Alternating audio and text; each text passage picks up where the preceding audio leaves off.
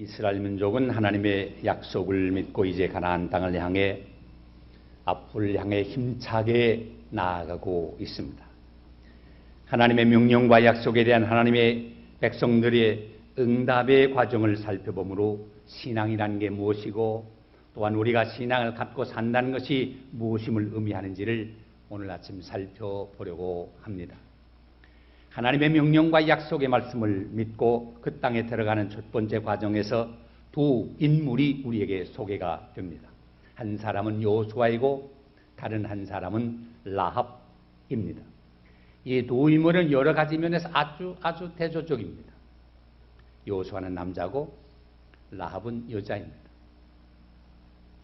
하나님은 남자만 쓰는 것 아니라 여자도 쓰십니다. 그래서 여기도 여자가 꽤 많습니다. 여호수아는 선택된 하나님의 백성입니다. 이스라엘 중에 한 사람이었습니다. 그런데 라합은 이스라엘 백성과는 상관없는 이방인이었습니다. 그러니까 버림받은 사람이었습니다. 여호수아는 대단히 지체가 높은 하나님의 사람이었습니다. 그런데 라합은 지체가 낮은 소위 소외된 사람 중에 하나이었습니다. 여호수아는 한 민족을 이끄는 도덕적인 지도자이었습니다. 그런데 라합은 부도덕한 삶의 그늘에서 인생을 살아왔던 여자였습니다. 이렇게 대조적인 두 사람을 가나안 들어가는 일에 영광스럽게 사용했습니다. 얼른 생각할 때 이해가 안 됩니다. 하나님은 귀한 사람, 지체 높은 사람, 유명한 사람, 공부 많이 한 사람, 돈 많은 사람, 능력 있는 사람만 쓰시는 줄 알았는데 세상에서 존대받는 여자도 약속의 땅을 차지하는데 꼭같이 사용하신 것을 볼 수가 있습니다. 오늘 우리는 이 두 사람의 삶을 통해서 이 사람들의 신앙이 어떻게 표현된 것을 발견할 수가 있습니다. 가령 여호수아에게 있어서 믿음은 무엇을 의미합니까? 그 약속만을 믿고 그 백성을 이끌고 가나안 땅으로 나아갔습니다. 여호수아의 믿음은 순종으로 나타났습니다. 그렇습니다. 순종과 믿음은 한 수레의 두 바퀴와 같습니다. 믿음이 있다 하면 순종합니다. 믿음이 있다면서 순종 안 하는 건 엄격한 의미에서는 믿음이 아닙니다. 여호수아 1장 3절에 너희 발바닥으로 밟는 것을 다 내가 너희에게 주었노니 라고 말씀했습니다. 하나님이 이스라엘 백성에게 가나안 땅을 주시겠다고 약속하셨습니다. 이와 같은 하나님의 약속의 말씀을 믿고 이제 여호수아는 가나안 땅을 향해서 나아갑니다. 이 과정에서 우리는 여호수아가 하나님의 말씀에 순종하는 모습을 볼 수가 있습니다. 그 약속의 땅을 향해 나아가는 그 자체가 말하자면 순종입니다. 왜? 가보지 않은 땅, 미지의 땅, 알 수 없는 땅, 위험스러운 땅을 말씀만 믿고 나아갔기 때문입니다. 믿음은 이와 같은 순종이 첫 걸음입니다. 여호수아가 하나님의 말씀을 순종하는 일이 그렇게 쉬운 건 아니었습니다. 사실 여호수아는 지금까지 이스라엘 민족을 인도해본 경험이 없었습니다. 다시 말해서 그는 지도자이기는 지도자였지만 미숙한 지도자이었습니다. 그리고 그가 백성을 이끌고 들어가야 할 땅에 관해서 잘 아는 게 없었습니다. 그 땅에 살고 있는 사람들과의 싸움에서 어떻게 해야 승리할 수 있는지에 대해서도 알지 못했습니다. 이와 같은 상황에서 여호수아는 당연히 불안하고 초조했을 것이 당연합니다. 그는 약해질 수밖에 없었습니다. 위축될 수밖에 없었습니다. 위대한 종 모세는 갔는데 내가 어떻게 이 민족을 이끌고 나가나. 더구나 여러분 아시다시피 이스라엘 사람들이 보통입니까? 목 좁고만 말라도 목말라 죽는다고 난리가 납니다. 배 좁고 고프면 굶어 죽겠다고 난리가 납니다. 더우면 더워 못 살겠다고 난리가 납니다. 추우면 춥다고 난리가 납니다. 그러다 착하면 모세를 원망합니다. 저런 백성을 내가 다 알면서 어떻게 끌고 나가나 하는 생각을 할 때 어떻게 생각하면 앞뒤 캄캄할 수가 있었습니다. 우리는 성경을 읽으면서 이 과정을 생각하고 하나님의 메시지와 마지막 결과만을 취하는 경우들이 있습니다. 그래서 성경에 나타난 어떤 사건의 진상을 파악하는 일에 과오를 범하는 경우들이 종종 있습니다. 여호수아의 경우도 마찬가지입니다. 우리는 그에게 발바닥으로 밟는 땅을 다 내 것이 되리라, 내가 그 땅으로 들어가리라 라고 말씀하셨을 때 여호수아가 용비 백배해서 아무것도 두려워하지 아니하고 나아가 마음에 마침내 그 땅을 정복했다고 단순하게 생각할 수가 있습니다. 그러나 우리가 이미 여호수아 1장에서 본 그대로 여호수아가 이 말씀을 처음 받았을 때 심정을 한번 살펴볼 필요가 있다고 생각합니다. 여호수아 1장 9절의 말씀을 여러분 기억하지요? 내가 백성에게 너희 백성에게 준 것 아니냐, 명한 것 아니냐, 마음을 강하게 하라, 담대히 하라, 두려워 말며 놀라지 말라, 네가 어디로 가든지 네 하나님 여호와가 너와 함께 하느니라 말씀했어요. 자, 여기 담대한 사람을 향하여 담대하라 그럽니까? 별 의미가 없는 말입니다. 헌신하는 사람에게 너 좀 더 헌신하라 한 말 별 의미가 없습니다. 사실 여호수아는 그 땅에 대해서 별로 아는 바가 없었고 절대로 훈련받지 못한 사람들을 이끌고 들어가서 전쟁에 임해하기 때문에 용감한다는 게 쉽지 않았습니다. 그렇기 때문에 여호수아와 이스라엘 백성들은 위축된 상태에 놓여 있었습니다.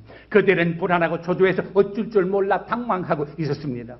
하나님이 함께 하시겠다고 약속을 하셨지만은 과연 우리가 이 하나님의 명하신 대로 해낼 수 있을까? 이런 생각을 하면서 이스라엘 백성들은 주저했을 것이 당연합니다. 이런 초조와 불안한 상황이 있을 때 하나님이 함께 하셨다고 약속하셨기 때문에 그 약속을 믿고 발걸음을 옮기는 것, 이게 바로 믿음입니다. 하나님의 말씀이 우리에게 들려올 때 즉각적으로 순종하는 경우는 그렇게 많지 못합니다.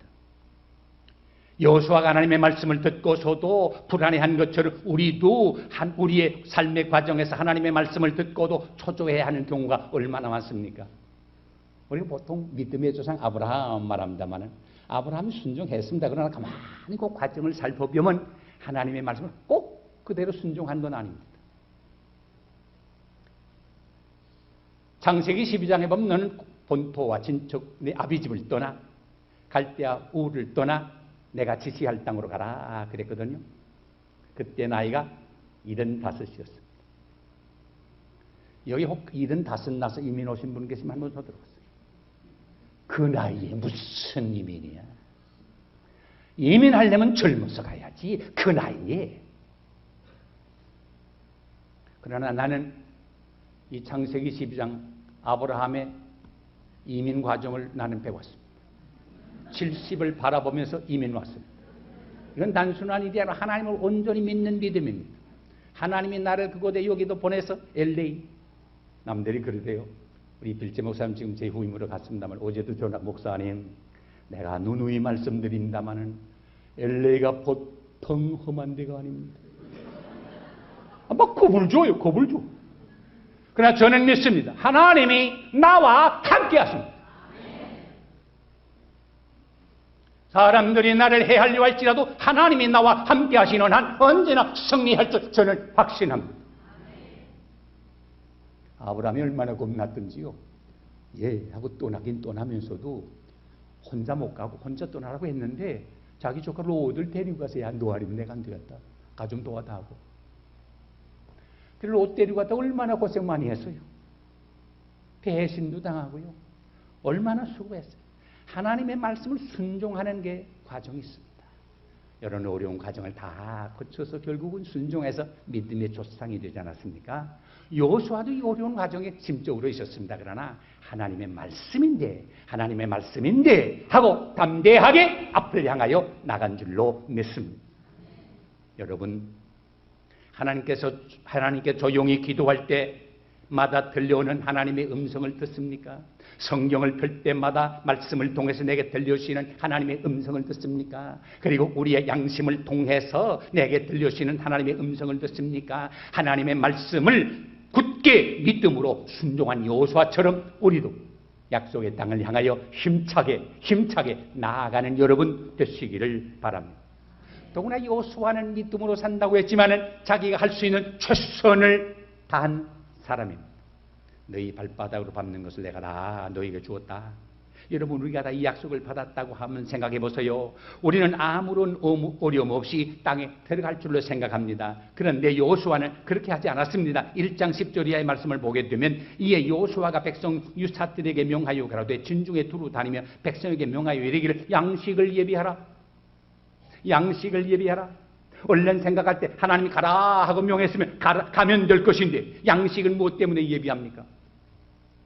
여호수아는 긴 여정을 통해서 또 전투를 위해서 양식이 필요하다 하는 생각을 했습니다.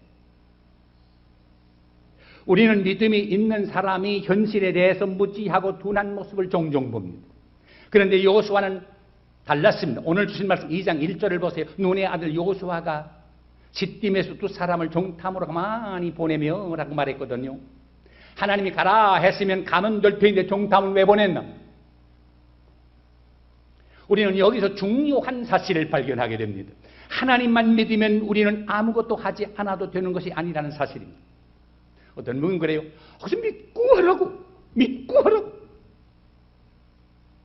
어떤 분은 또 그러세요. 덮어놓고 믿으라고.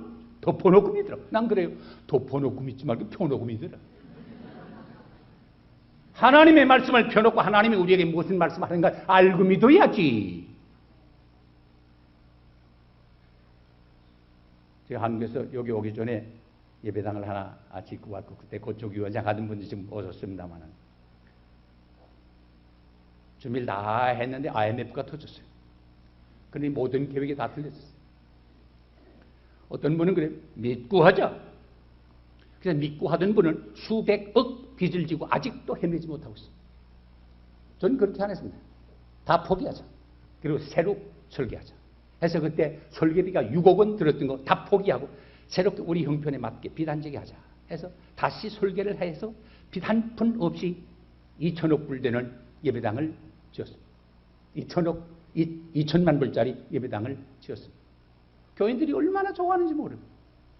그럼 나는 믿음 없는 사람이냐? 그렇지 않습니다. 하나님의 일도 하나님이 함께 할 때 얼마나 준비하느냐? 이게 중요해요. 준비 없이 무턱대고 그저 믿음으로 하자. 덮어놓고 믿자. 이거는 하나님을 이용하는 거지. 나는 할 테니까 하나님 나라 도와주시오. 이건 옳은 생각이 아니라고 생각합니다. 우리가 할 수 있는 최선의 길이 뭔가 찾아야 합니다.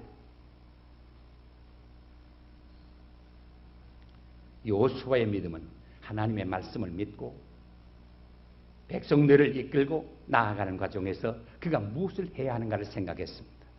그는 간절히 하나님 앞에 기도했습니다. 그는 무엇이 필요한 걸 알았습니다. 그리고 그가 마땅히 해야 할 일이 무엇인 것을 알아 최선을 다했습니다. 믿음이란 현실을 바라보고 하나님을 의지하고 그 말씀 그대로 믿는 것이라고 하지만은 그저 아무렇게 맹목적으로 사랑하는 것을 의미하는 것은 아닙니다. 하나님을 믿는 사람일수록 오히려 현실을 냉철하게 분석하고 조사하면서 하나님의 사람으로 어떻게 최선적인 삶을 살까 하는 것을 하나님의 말씀 안에서 준비해야만 하는 것입니다. 오늘 우리는 말씀의 집을 창립합니다. 이 하나님의 집입니다.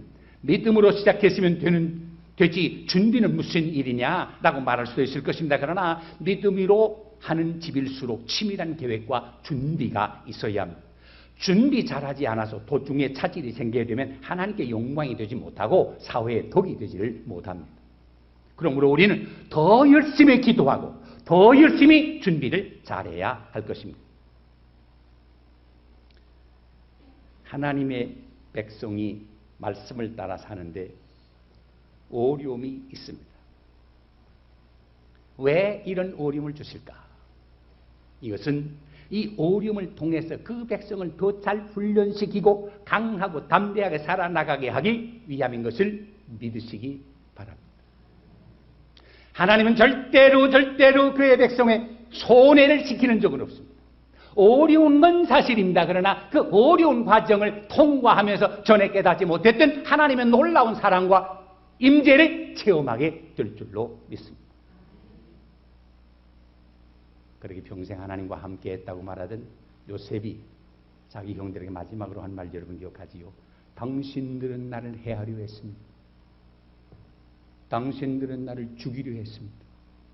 그러나 결과는 어려운 과정을 거쳤지만 결과는 이 모든 일을 선으로 바꿨습니다.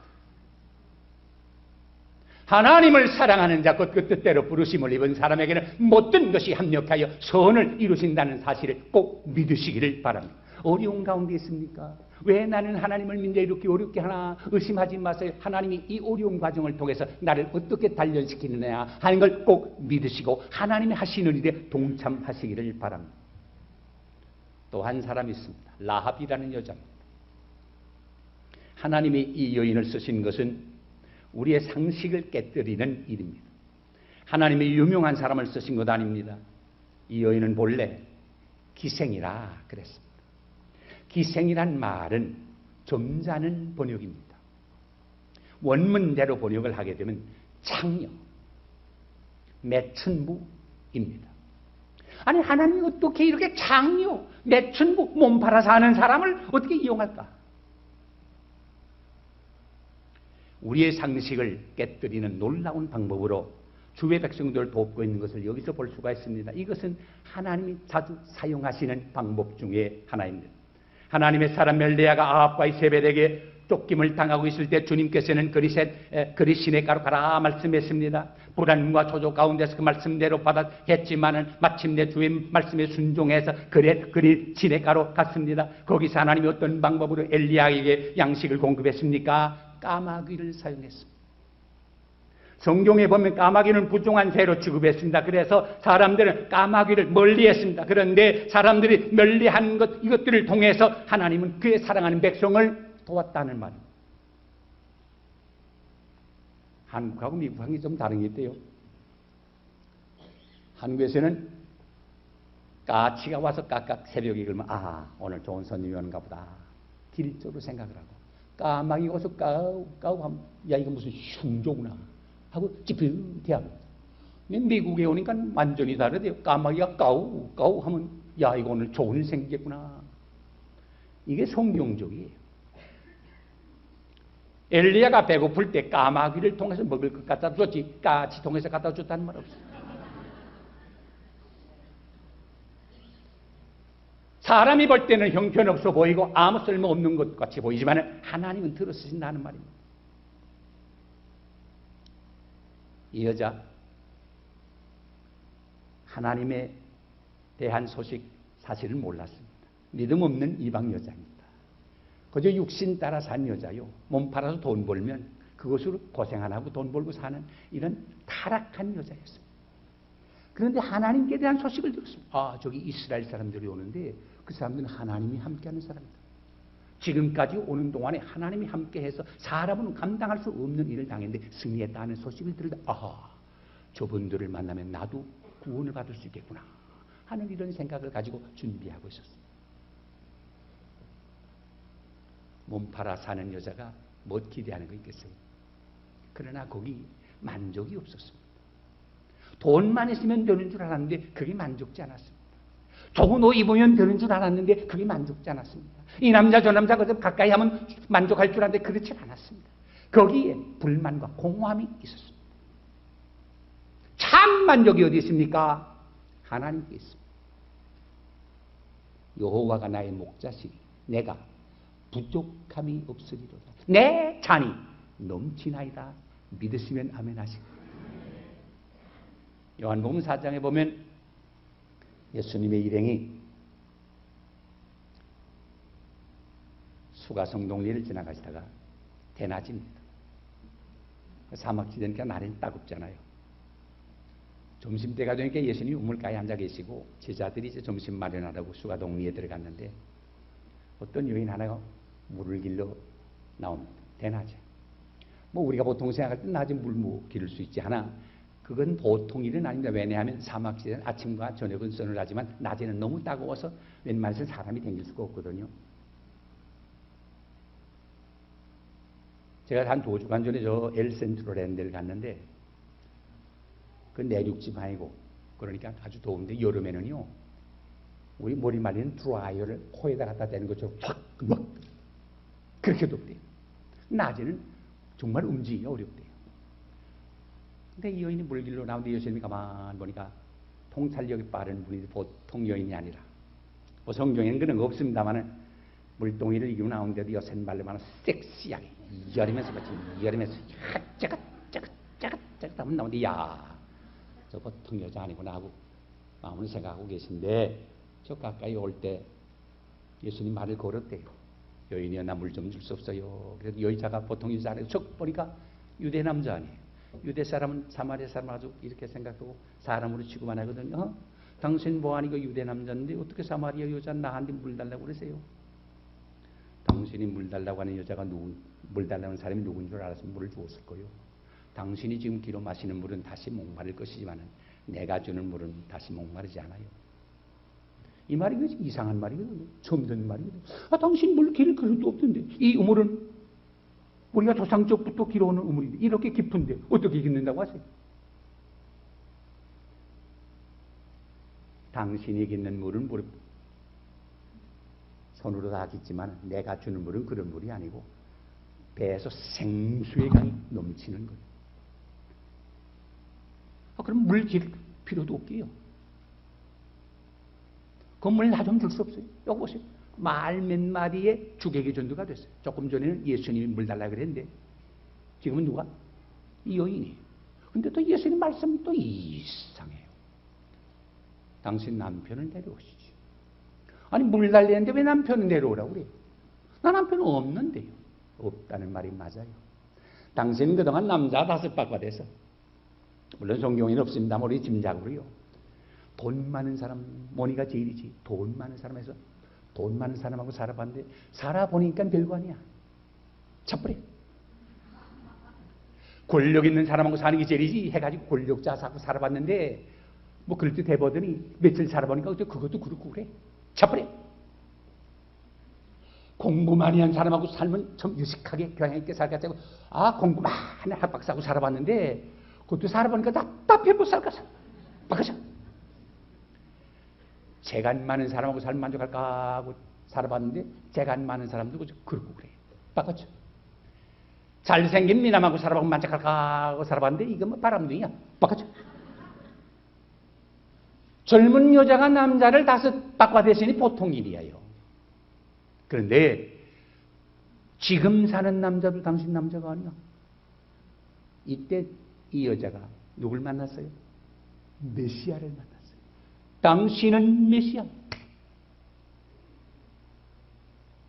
돈 많은 남자, 권력 있는 여자, 잘생긴 남자, 재간 있는 남자, 뭐 세상적인 것, 이 남자 저 남자 다 살아봤지만 만족이 없다가 예수 그리스도를 만나는 순간 배에서 생수가 솟아났어요. 만족했어요. 누가 시킨 거 아닌데 이 여자가 들어가서 내가 메시아를 만났다. 메시아를 만났다. 증거한 것 아닙니다.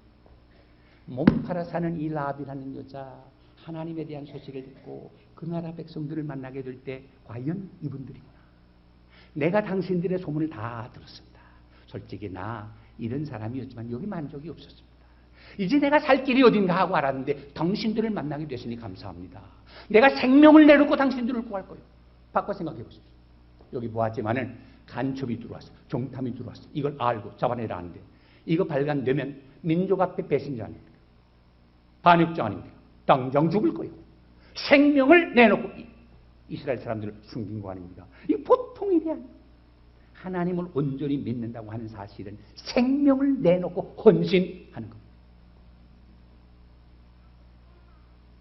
조그만 지식, 작은 지식 가지고 믿는 거 얼마나 귀한 일입니까? 우리와 대조가 되지 않습니까? 우리는 사실 주님께 대한 말을 얼마나 많이 듣습니까? 얼마나 많은 설교를 듣습니까? 얼마나 많은 성경 공부를 합니까? 그럼에도 불구하고 아직도 나는 보기 전에는 못 믿어.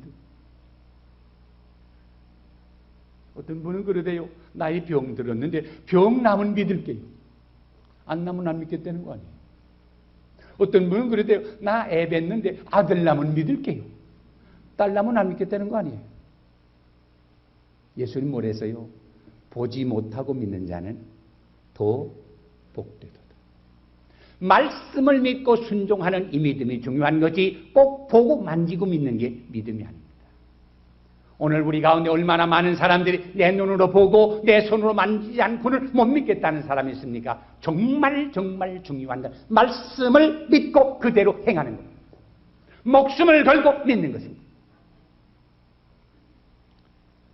하나님을 믿을 수 있는 한 줄기의 빛을 주십니다.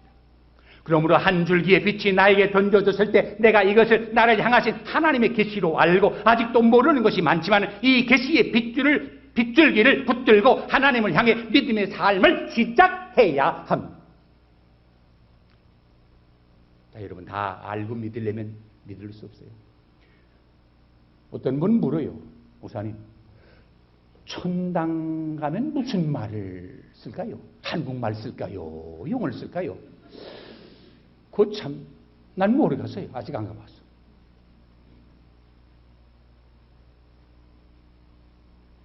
자, 여러분, 천당은 곳하고 세상에서도 여러분 다 알고 합니까? 텔레비전 속이 어떻게 생긴지 다 아시고 내용을 많이 알기 때문에 텔레비전을 보십니까? 몰라요. 그들이 뭐 그거 누르면 나오더라고. 그러니까 알지. 다 알고 믿는 사람이 있어요. 저도 자동차 운전 한 30여 년 했습니다만은 아직도 나 자동차 엔진이 어떻게 생긴지 고장나면 몰라요. 그러나 시동 걸고요. 운전해요. 그거 다 알고 하려면 아직 못할 것 같아요. 조그만 빛이 우리에게 하나님께서 임할 때 그 말씀을 믿고 따라가 순종하면 점점 더 알게 됩니다.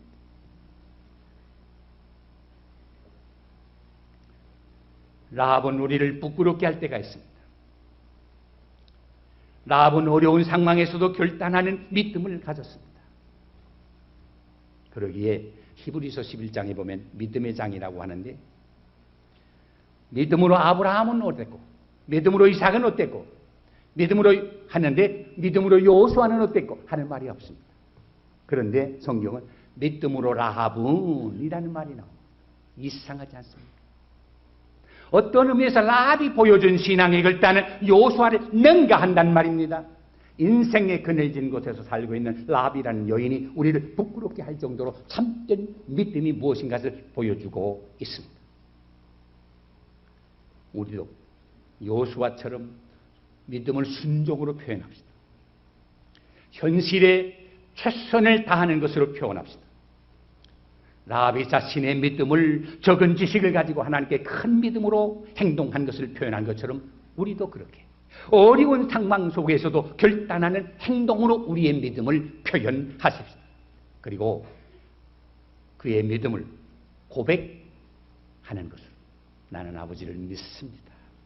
하나님이 나를 사랑하는 것을 믿습니다. 지금까지 함께 하신 하나님이 앞으로도 함께 해주실 것을 믿습니다. 이 믿음을 고백하고 표현함으로 믿음의 승리자들이 다 될 수 있기를 주의 이름으로 축원합니다.